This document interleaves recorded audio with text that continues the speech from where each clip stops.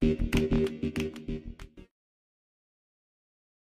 told you that carbon nanotubes are not synthesized as a graphite sheet that rolls up, so how are they made? The mechanism is still not fully understood, but in this video I will show you the setup for the main different techniques used by scientists to produce carbon nanotubes. There are two main techniques. The first one to be used was arc discharge. This is the chamber for the arc discharge, which is filled with an unreactive gas. Inside, two rods of graphite will be placed and we will apply a current. One of the rods will be the anode and the other will be the cathode. When the two rods are brought together and the current is applied, a spark is produced between the rods, which instantly vaporizes the tip of one of the rods, and this carbon gas forms the nanotubes. Black soot is produced and starts to cover the whole chamber, including the window, so after a while we can't see anything anymore. When we open the chamber, we can see how the anode is being consumed, and the black powder is deposited everywhere around. On the cathode there is also black powder, where we will find carbon nanotubes, normally with 20 to 30 walls, although if we also include a metal catalyst in the anode, we can obtain single-walled nanotubes.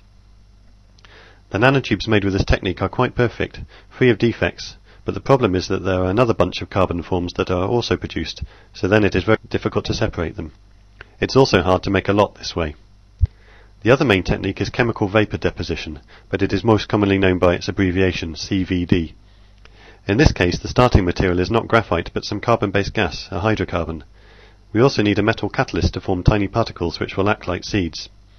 In this CVD machine at Oxford University, the metal is included in the starting molecules. They use ferrocene, which contains one iron atom per molecule. The young scientist takes a clean tube and sets up the experiment. He introduces a clean base in the tube and closes all empty space with heat-resistant cotton to keep the heating. A non-reactive gas is passed through the heated solution of the hydrocarbon. The mixture passes through the furnace where the temperature can be from 300 up to 1150 degrees C.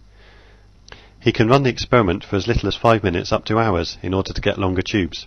Once the experiment is finished, he collects nanotubes from the soot stuck on the tube sides, and also the base, previously clean, which now has nanotubes all over it. CVD is probably the most promising method to produce carbon nanotubes for industrial use.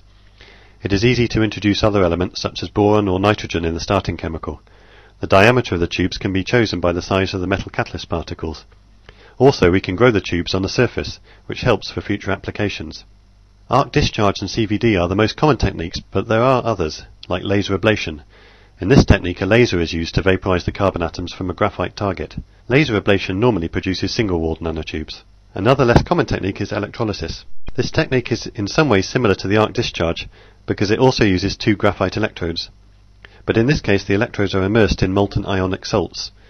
With this technique only multi-walled nanotubes are produced. They have very few walls, 10 to 15, and are normally bundled together. As you can see, there are different techniques to produce carbon nanotubes, and each technique produces nanotubes of different qualities.